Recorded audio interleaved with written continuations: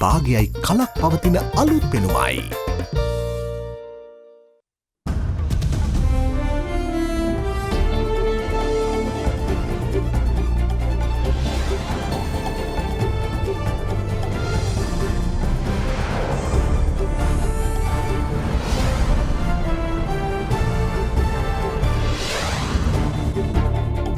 Tonight, 3-day window.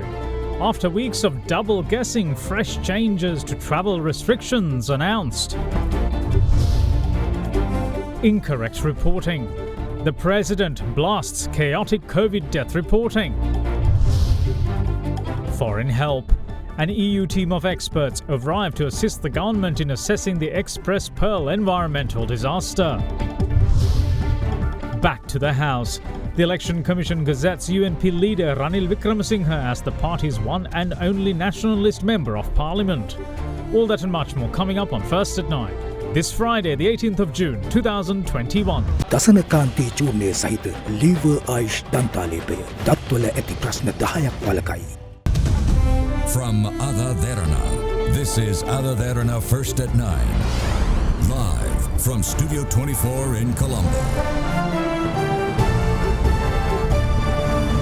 Good evening and welcome to First at 9. I'm Dhammika Eknaika. Now then, after weeks of second guessing, the people today were told exactly when the travel restrictions will be eased next. At 4 a.m. on Monday, the restrictions will be eased for 3 days before they come into effect once more at 10 p.m. on Wednesday. Despite the easing of restrictions, inter-provincial travel and mass gatherings are still off limits until further notice. Meanwhile, President Gotabaya Rajapaksa today took aim at health authorities for their irregular reporting of COVID-related fatalities, which the head of state said discouraged the easing of travel restrictions. The Presidential Task Force formed for the combating of COVID-19 convened under the patronage of President Gotabaya Rajapaksa today. During the meeting, it was decided to lift the island-wide travel restrictions with effect from 4 a.m. on Monday the 21st. However, restrictions will come back into effect at 10 a.m. on Wednesday the 23rd until 4 a.m. on Friday the 25th. No changes, however, were made with regard to the inter-provincial travel restrictions as they will be in place until further notice. Members of the public are noted that despite the easing of restrictions on the 21st, public gatherings continue to be off limits. The heads of institutions, meanwhile, are instructed to ensure that the minimum staff is called to work even during eased travel restrictions. During the meeting, the head of state had emphasized the need to continue economic activities in the country, however, with the involvement of minimum people as possible. අත්‍යවශ්‍ය සේවාවන් හරනකොට වෙනත් කිසිදු පුද්ගලයෙක්ට පළාත් අතර ගමන් කිරීම සම්පූර්ණයෙන් තහනම් වෙනවා. ඒ වගේම මහජන රැස්වීම්, පොදු ස්ථානවල හමුවීම්, උත්සව සහ සහාද තවදුරටත් පැවැත්වීම සම්පූර්ණයෙන් තහනම් කරලා තිබෙනවා. රාජකාරී දෙන රාජ්‍ය සේවකයන්ට දැනට පවතින ක්‍රමවේදයේ යටතේ අන්තර්ජාලය මගින් ඔවුන්ගේ රාජකාරී කිරීමට අවස්ථාව සලසලා දීලා තිබෙනවා. දැඩි සෞඛ්‍ය ආරක්ෂක ක්‍රමවේදයන් වලට අනුව වෙළඳසැල් විවෘත කිරීමට මෙම කාල සීමාවේදී අවසර ලැබී තිබෙනවා. The President had also instructed authorities concerned to conduct the last rites pertaining to non-COVID deaths within 24 hours. 14 වෙනිදා අරින්න හිටියා. එක පාරටම 11 වෙනිදා 101 දෙනෙක් මැරුණා කියලා ආවා. මේක ඇහුවම හැමෝම බය වෙනවනේ. බුද්ධාංශයට කිව්වා ගෙයින් ගෙට ගිහිල්ලා මට මේක හරියට ඇනලයිස් කරලා දෙන්න කියලා. ජූනි 11 මැරුණයි කිව්වා නම් 10 වෙනිදා රාත්‍රී 12 ඉඳලා 11 වෙනිදා රාත්‍රී 12 වෙනකන් ජූනි 11 වාර්තා කරන්න ඕන. මෙදාට වාර්තා කරන පළවෙනි එක්කෙනා මැරලා තියෙන්නේ පෙබරවාරි මාසේ 6 වෙනිදා. ආදාහනය කළා තියෙනවා පෙබරවාරි මාසේ 6 වෙනිදාම. එයාට මරණ සහතිකයකුත් දීලා තියෙනවා. ඊළඟ එක්කෙනා මරණයට පත් වෙලා තියෙන්නේ අප්‍රේල් මාසේ 1 වෙනිදා. වාර්තා කරන්නේ ජූනි 11 වෙනිදා. 9 වෙනි පුද්ගලයාත් 10 වෙනි පුද්ගලයාත් එක්කෙනා. ඒකත් මේකසේකට අයිති. මම මේක බැලුවට දැන් එක්ස්පර්ට්ලා දන්නේ නැහනේ. ටීවී එකට ඇනලයිස් කරන එක්ස්පර්ට්ලා මේක දන්නේ නැහැ. දැන් මම මේක කිව්වා මේක පහුගිය හරි තැන් වලට දාන්න. අඩු කරන්න නෙමෙයි. එතකොට හරි විදියකට අපිට දත්ත එනවා. දැන් එහෙම කරාම ඒ charts දෙකේ වෙනසක් තියෙනවා. ඔය වාර්තා කරන විදිය. 40යි 47 54 67 101 62 130. මේ 101 ඒවා හරි විදියට දැම්මම 67 ඒවා හරි විදියට දැම්මම මෙන්න බලන්න තියෙන chart එක. එතකොට ජූනි 6 ඉඳලා 63 50 34 21 15 11 ඔය චාට් එකේ වෙනස බලන්න ඕන එක්කෙනෙකුට තේරෙනවනේ චාට් එක යන්නේ කොහොමද කියලා. දැන් අපි මේක දිහා බලලා ඇනලිසිස් එකක් කරොත් සම්පූර්ණ වැරදි අදහසක් නේ එන්නේ. මේක හරි විදියට බැලුවොත් මේ තාක් දාපු ඒවායින් ජූනි 11 වෙනිදා ඉන්නේ 15 දෙනයි මැරිලා. 101යි කියපු දවසේ ඇත්තටම ඉන්නේ 15 දෙනයි. මේ එපිඩ් එකට වගකීම් 6ක්. පළවෙනි එක තමයි ජනාධිපතිතුමනි ඔබතුමා දැන් කියපු ටික හරියට හරිසතනින් ඉතුරු කන්සල්ටන්ට්ස්ලා අපිට ඇවිල්ලා කියනවා ෆයිල් එකක් අත තියන්නවත් දෙන්නේ නැහැ 3 දිනක් තමයි සියලුම දේවල් කරන්නේ සර් මේක මම දැන් වගකීමෙන් කියනවා සර් මේක කුමන්ත්‍රණයක් කියලා මේ ඩේටා දෙන්නෙම නැහැ. Meanwhile, Prime Minister Mahinda Rajapaksa has instructed the relevant authorities to go ahead as planned with the state Posun ceremony in accordance with health guidelines. The ceremony was scheduled for the 25th at the Mihintale temple in Anuradhapura.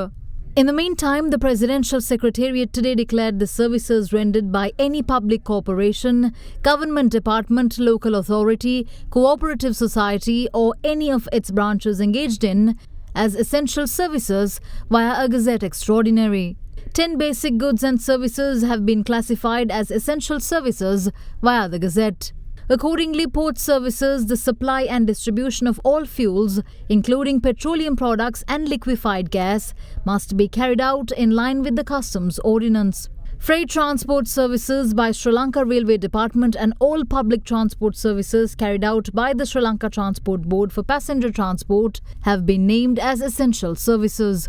Also, the Gazette designates maintenance, security and operational aspects vital in carrying out such public services in line with service requirements as essential services. The Gazette also covers all types of services which should be carried out or required to be carried out by district and divisional secretariats, Grama Niladhari officers, Samurdhi development officers and agricultural research assistants, including all field level officers of district and divisional secretariats. All state banking and insurance services, including the Central Bank of Sri Lanka, too have been named essential services. Waste management services carried out by the local authorities, all services, works or labour of Lanka Sathussu Limited, cooperative wholesale establishment and cooperative societies too are classified essential under the Extraordinary Gazette notification. Meanwhile, all services, work or labour of any description to be performed by or required by all government officers under the provincial councils are also classified as essential under the Gazette. In the meantime, economic centres across the country remained open for a second day today for wholesale trade. අද carrot රුපියල් 220ක් බොන්ජි රුපියල් 220ක් මාල්මේස් රුපියල් 360ක් තක්කාලි 160ක් වගේ වෙනවා තොග මිල සිල්ලර මිල carrot රුපියල් 240යි බොන්ජි රුපියල් 280යි තක්කාලි රුපියල් 180යි. Retail and wholesale traders at the Dambulla Dedicated Economic Centre too expressed displeasure over the rising prices, adding that the cumulative charges mean the consumers have to be charged exorbitant prices, making life more difficult given the pandemic situation. Meanwhile, the Presidential Task Force on Economic Revival and Poverty Alleviation has cautioned the mobile vendors against selling fruits and vegetables at exorbitant prices. Adding that such acts would cost them their license, the task force has made it mandatory to display an updated price list at all retail outlets and on mobile vehicles. In the meantime, a heavy influx of vehicles was seen at the entry points to Colombo today as well, despite the imposition of travel restrictions, resulting in heavy traffic congestion.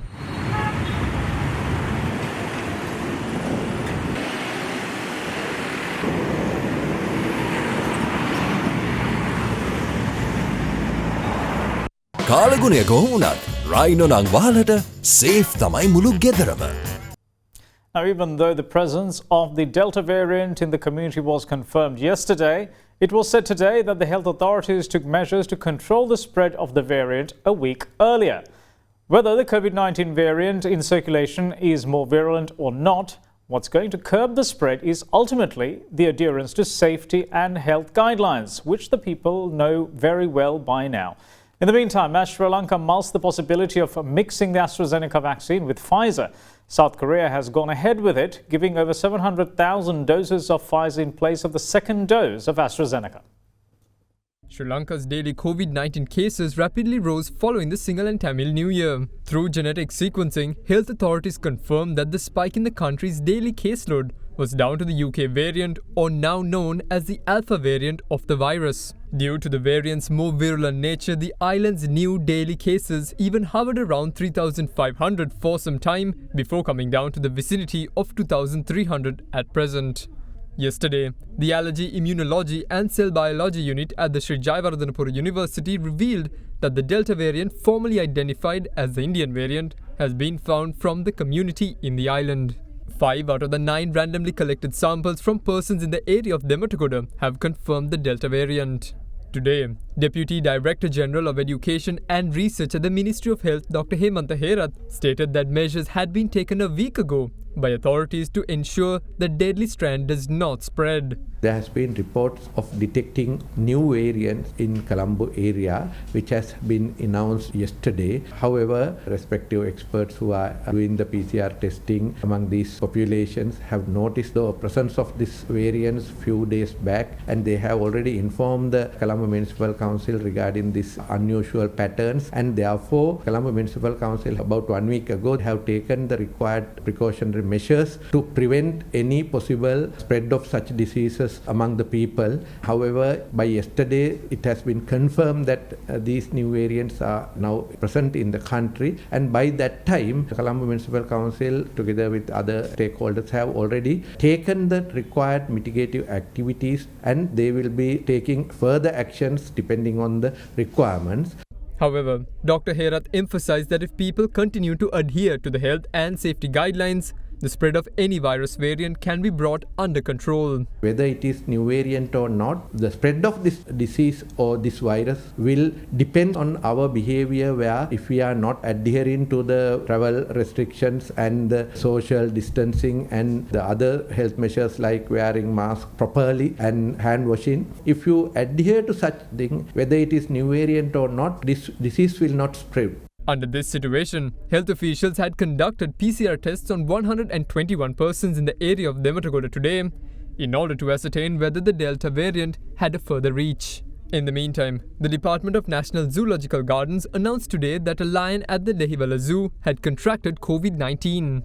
The 11-year-old lion known as Thor had displayed some symptoms of the COVID-19 virus last week, following which the animal had been subjected to a PCR test, which had confirmed the infection. As such, health officials and the Department of the Zoological Gardens have decided to seek assistance from India to treat the animal. The Ministry of Health will liaise with the Department of Zoology Gardens as well as other veterinary experts related to this issue, and the measures will be taken to protect the spread of disease within the premises if it happens, and also to protect the staff and their contact if such thing has happened, and that will be closely monitored by the Ministry of Health. Meanwhile, 2,372 new cases in total were confirmed from the island yesterday. 1,205 infections were recorded from the Western Province, the highest among provinces. In the district breakdown, Colombo topped the list with 562 new cases. 11 imported cases were also part of yesterday's caseload. At a time when Sri Lanka is mulling the possibility of replacing the second dose of the AstraZeneca vaccine with the Pfizer vaccine, South Korea had gone a step further. 760,000 persons there have been given the Pfizer jab as a second dose for people who had been administered with the first dose of the AstraZeneca vaccine. Several countries, including Canada and Spain, have already approved mixing of vaccine doses due to the rare and potentially fatal occurrence of blood clotting linked to the AstraZeneca vaccine. These occurrences, however, are not linked to the AstraZeneca Covishield vaccine, produced for Asia, and is limited to the company's jab marketed in Europe. Yesterday, 43,040 persons were administered with the second dose of the Sinopharm vaccine, while 11,349 received the first jab of the same. The second dose of the Sputnik vaccine was also administered to 2,875 people yesterday. Meanwhile, with the detection of 1,560 new COVID-19 infections during the day, the total number of active cases in the island is currently at 34,624. The island's overall COVID-19 recoveries also rose by 1,825 to 197,259 today. ඔබේ හැඟීම් සහ සිතුවිලි හිර කර තබා ගන්න එපා. අමතන්න 1926 ජාතික මානසික සෞඛ්‍ය උපකාර සේවාව. And moving on with other local stories, Chairman of the Ceylon Petroleum Storage Terminals Limited, Mohammad Uwais Mohammed, says that Sri Lanka should aim to have a fuel reserve capacity sufficient for at least 60 days within the next 2 to 3 years to cater to the island's increasing demand and to ensure uninterrupted supply. His views came during a discussion with Indi Vriyamuatta on our current affairs program at Hyde Park on AdaDerana 24. Mohammed added that the government is in talks to develop 60 tanks at the Trincomalee oil tank farm as a joint venture with the Lanka IOC to be used in fuel bunkering. What's our present requirement and the demand for fuel? These days are very less. If you take on a normal day, we will sell about 3,500 to 4,000 metric ton of petrol. This is on average? Average, normal day.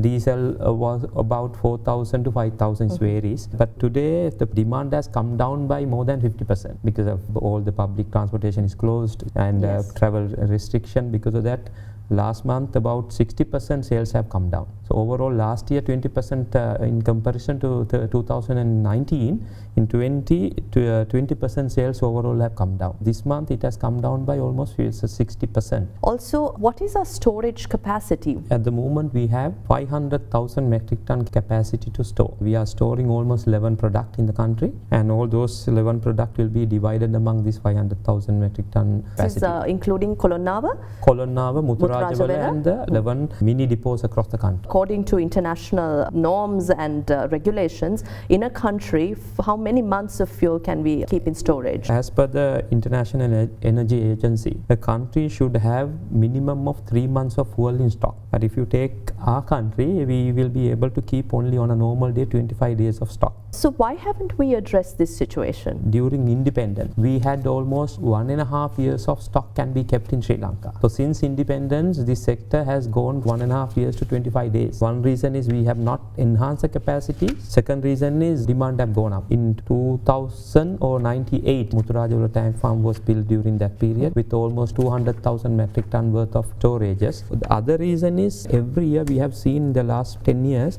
5% of compound increments taking place. Demand.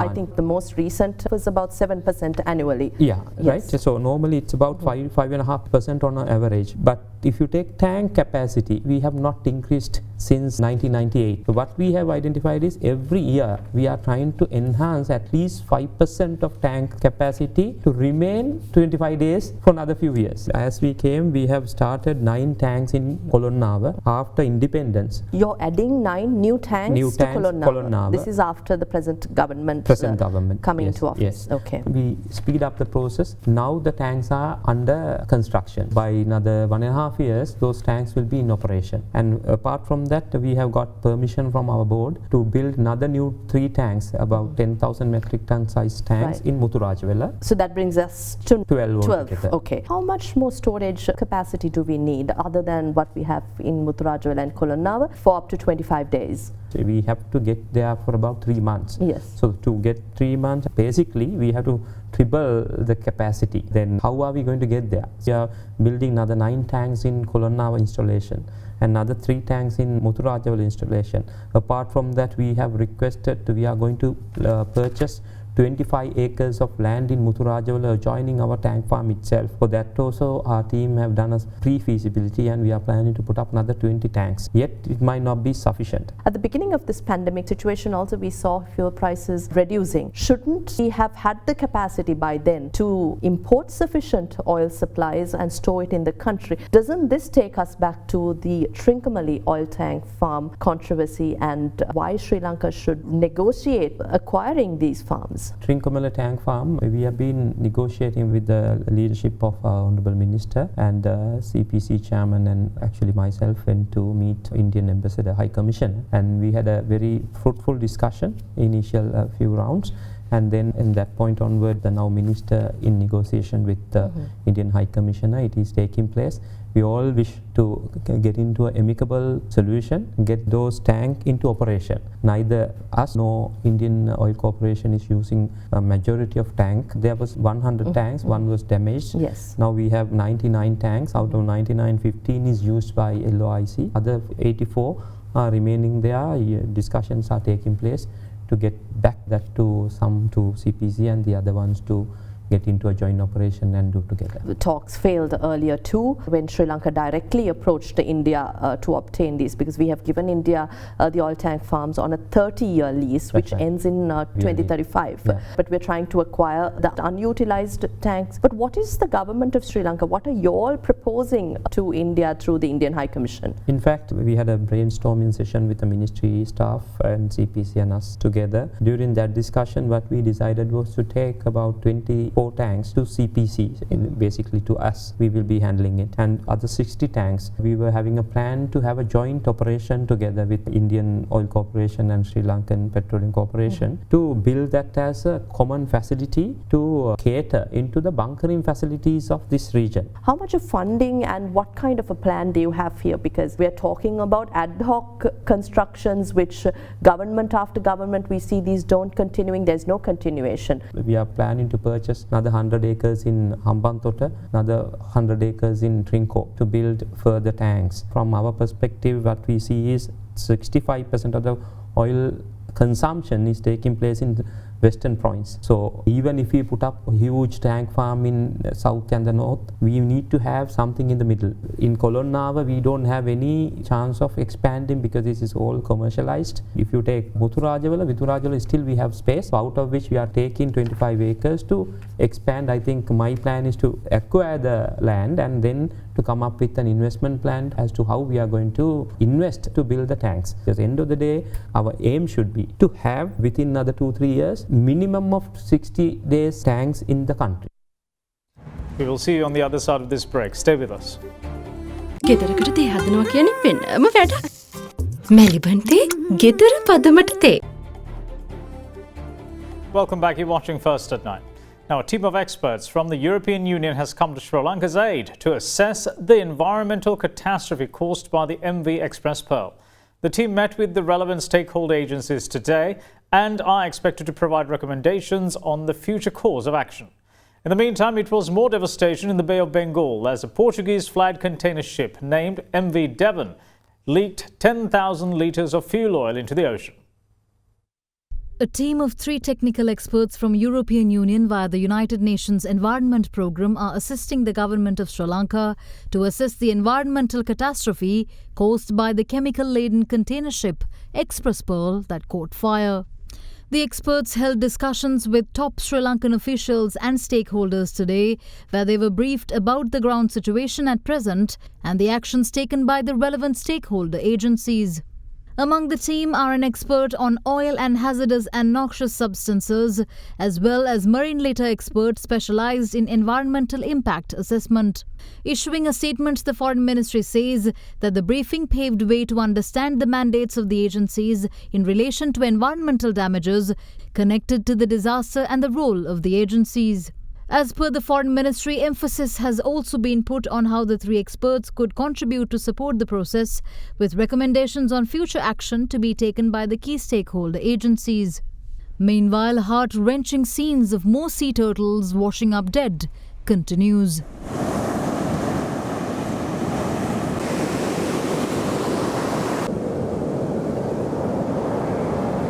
In the meantime, a Portuguese-flagged container ship named MV Devon had wreaked havoc in the Bay of Bengal as it spilled a massive 10,000 litres of low-sulphur fuel oil yesterday. The vessel was en route from Colombo to Port Haldia in West Bengal when the incident took place. According to the Indian Coast Guard, the vessel had developed a crack in the left side of the fuel tank, which contained about 12,000 litres of low-sulphur fuel oil. The crack had resulted in spillage before preventive measures were taken. However, the remaining oil in the tank had been transferred to another.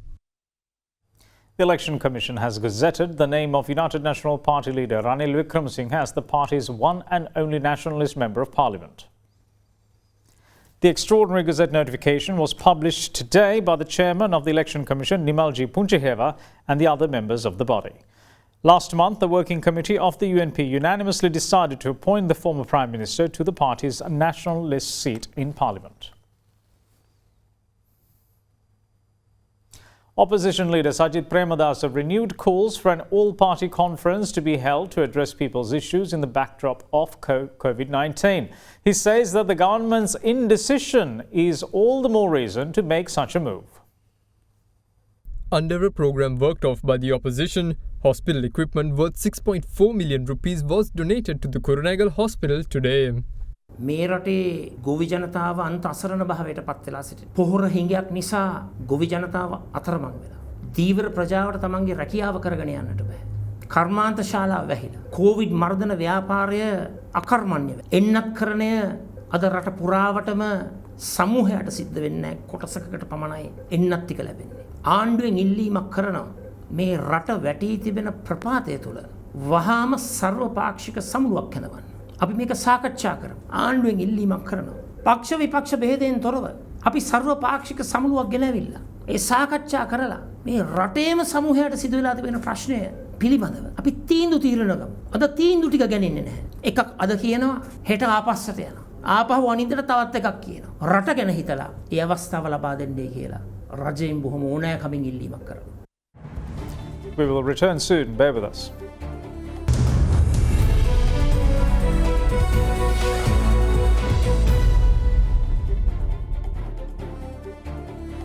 Welcome back. This is First at 9.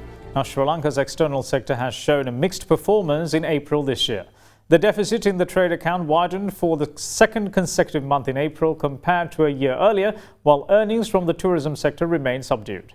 Notably, both exports and imports were significantly higher in April compared to the month in 2020, although both were lower compared to March 2021. The deficit in the trade account has widened for the second consecutive month in April 2021 to $889 million compared to the deficit of $840 million recorded in April 2020 and $832 million in March 2021. Both exports and imports were significantly higher in April 2021 compared to the lockdown period in April 2020, although both were lower compared to March 2021. Meanwhile, the cumulative deficit in the trade account during January to April 2021 widened to $2,948 million from $2,693 million recorded over the same period in 2020. In merchandise exports, April recorded the highest value ever for a month, increasing earnings by 189.8% to $818 million from significantly low value of $282 million recorded in April 2020 amidst the island-wide lockdown measures due to the first wave of the COVID-19 pandemic. Earnings from exports in April 2021, however, were 25.2% lower than the export earnings of $1,094 million recorded in March 2021, reflecting the impact of the beginning of the third wave of the pandemic and the festive holiday-related developments in April. As for merchandise imports, the expenditure in April 2021 increased by 52.1% to $1,707 million from low import expenditure of $1,123 million recorded in April 2020 when the effects of the first wave of the pandemic and low global petroleum prices were present. The year-on-year increase in the import expenditure was driven by the increase in imports of intermediate and investment goods. However, import expenditure in April 2021 was considerably low compared to March 2021, although import values in both March 2021 and April 2021 were higher than pre-pandemic levels. Other major inflows to the current account, the tourism sector experienced a limited number of arrivals in April 2021. Workers' remittances, meanwhile, continued its significant growth in April 2021. Accordingly, workers' remittances increased by 38.3% in April 2021, year-on-year to $519 million. The high growth rate was attributed to the base effect of the corresponding month in the previous year, when the first wave of the COVID-19 pandemic was set in, as well as the seasonal impact due to the Sinhala and Tamil New Year. Workers' remittances during the first 4 months of the year recorded a growth of 20.8% year-on-year to $2,386 million. Now, the Securities and Exchange Commission and the Colombo Stock Exchange have introduced a delivery versus payment system for stock market transactions. A joint statement read that the go-live is scheduled for the 26th of July this year, subject to a final round of testing and industry-wide mock runs. The objective of introducing a DVP system for the stock market in Sri Lanka, it says, is to minimize the asset commitment risk of sellers. Under the DVP system, the physical custody of shares will be transferred to buyers only on settlement date. Presently, the delivery of shares occurs immediately upon the execution of the transaction, while fund settlement takes place 3 market days after the transaction date, thus exposing the seller to a 3-day settlement risk. Commenting on the initiative, Chairman of the Securities and Exchange Commission, President's Council, Darana says that DVP will complement the efforts in attracting more foreign investor participation in the stock market, adding that the industry would now commence work on a central counterparty system. Chairman of the Colombo Stock Exchange, Dumit Fernando, meanwhile, has said that this is a result of a 3-year-long project and is a landmark achievement for Sri Lanka's capital market. Now, taking a look at the Colombo Bourse, Sri Lankan stocks closed 0.74% higher today, with the Colombo benchmark all-share price index gaining 56.46 points to close at 7,715.46. Meanwhile, the S&P SL20 index of more liquid stocks gained 0.23% to close at 3,086.52. The market turnover was 2.3 billion rupees, with 96 stocks gaining and 73 falling. Now, here's Dimantha Matthew with a brief report on today's market performance. We saw yet another day where the market is bullish. Today the market spiked up by 56 points as the index closed above 7,700 to reach 7,715, a 4-month high. So the market managed to stamp a 4-month high today with a strong buying interest now emerging in the market. Earlier during the week, we saw a bit of a staggered buying interest that was coming there, and some investors more or less were on a wait and see approach, and there was a bit of selling pressure as well. But now, as the week progressed, we saw continuous improvement in the investor confidence levels. In the meantime, the rupee closed at 202.88 cents against the US dollar for another day after closing at the same level yesterday. Let's now take a look at how the Sri Lankan rupee traded against other major currencies during the day.